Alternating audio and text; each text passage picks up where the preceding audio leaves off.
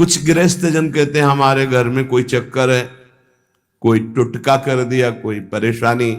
हम कह रहे हैं नाम कीर्तन कीजिए, ठाकुर सेवा घर में विराजमान कीजिए, 30 मिनट बैठ करके भगवत चर्चा कीजिए। हिंदी आती है, संस्कृत आती, जो जैसे भी आप, भागवत है, गीता जी है, रामायण जी है, भगवत चर्चा गुणगान कर रहे हैं प्रभु को। उस घर में कोई अमंगल, कोई भूत प्रेत, कोई चक्कर, ऊपरी नीचरी कोई बाधा, ग्रह नक्षत्र कुछ नहीं, किसी को समझ नहीं आती कैसे सर्व मंगलमय भगवान का नाम समस्त पापों का नाश करके महामोद प्रकाशित करता है।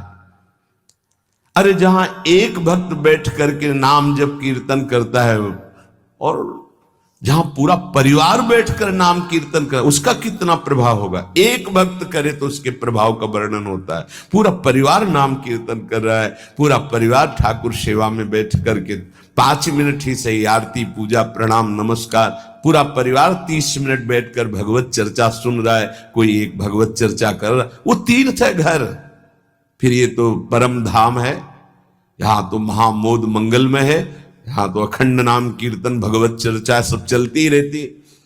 आपको सावधान रहना, जो एक बार आदेश हो जाए उसका उल्लंघन ठीक नहीं है, और उसको तत्काल लागू किया जाए।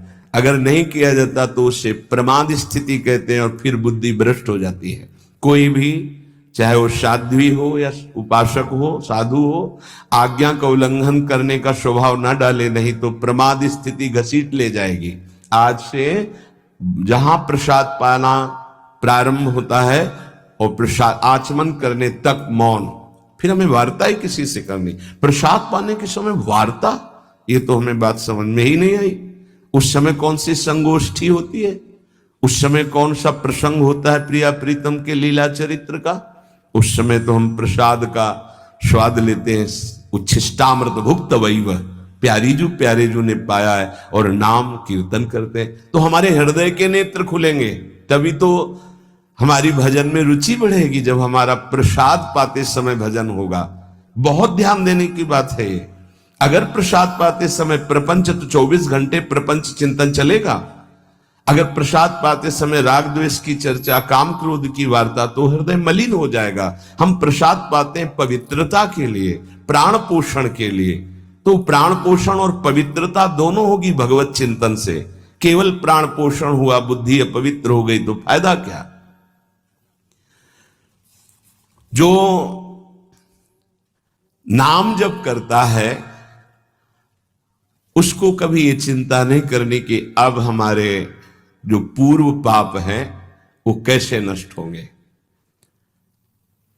वज्रम पाप मही भृताम, जैसे पर्वत को चूर चूर करने के लिए देवराज इंद्र जब वज्र का प्रहार करते हैं तो वो धूल हो जाता है, ऐसे ही पहाड़ जैसे भी पाप हों और नाम जप करे तो नाम जप क्या करता है, वज्र के समान उस पहाड़ जैसे पाप पर टूट पड़ता है और उसे धूल धूसरित कर देता है। वज्रम पाप मही भृताम, हमें नाम पर ध्यान देना है। कैसे नाम जब छूट जाता है उपासक होकर भगवत प्राप्ति का लक्ष्य बना के, और तुम्हें चैन है, इसका मतलब है आपका लक्ष्य भी भजन भगवत प्राप्ति नहीं बना। नहीं तो चैन के तद विस्मरणेन परम व्याकुलते थे। भगवत द्रोद्रेकस्य सिद्धौषधम, ये नाम संसार रोग के आवेश को शांत करने की सिद्ध औषधि है।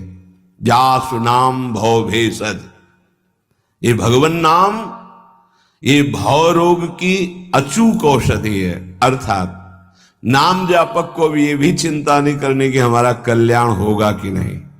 नाम चल रहा है,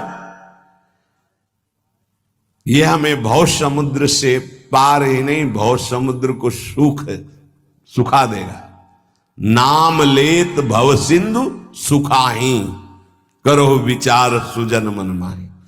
पाप के पर्वत को वज्र की तरह नाम टूटकर धूल धूसरित कर देता है और भव समुद्र को सुखा देता है। पार जाने की जरूरत ही नहीं, खत्म ही हो जाता है। कल्याण की चिंता नहीं। मिथ्या ज्ञान निशा विशाल तमसस तिगमांश बिंबोदय, ये नाम अज्ञान रूपी घोर अंधकारमयी रात्रि के नाश के लिए भगवान भुवन भास्कर सूर्य के समान है। उपासक को अभी यह भी चिंता नहीं करनी कि हमें तो कोई ज्ञान नहीं है, हमारे अंदर तो अभी बड़े आकर्षण है संसार के, अविद्या है। बिल्कुल चिंता मत करो। नाम जब चल रहा तो जैसे घोर अंधकार रात्रि में है, सूर्य उदय होते ही वो सब नष्ट हो जाता है, ऐसे ही नाम जापक के हृदय का अज्ञान अंधकार नष्ट करने के लिए भगवान नाम सुंदर ज्ञान प्रकाश कर देते हैं। अन्य उसे कोई पढ़ने लिखने की आवश्यकता नहीं पड़ेगी। नाम जब से अपने अज्ञान रात्रि के घनीभूत अंधकार के नाश के लिए प्रभु का नाम सूर्य के समान है।